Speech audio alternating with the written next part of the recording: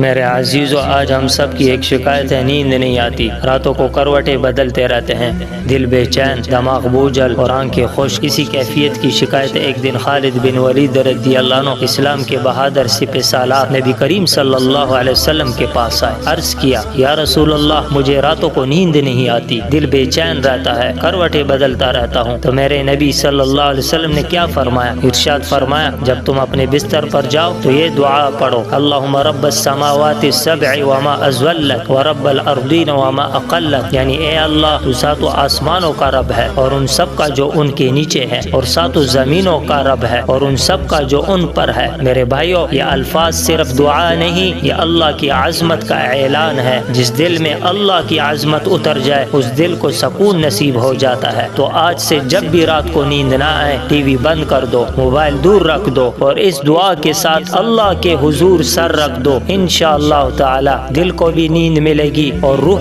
کو بھی سکون۔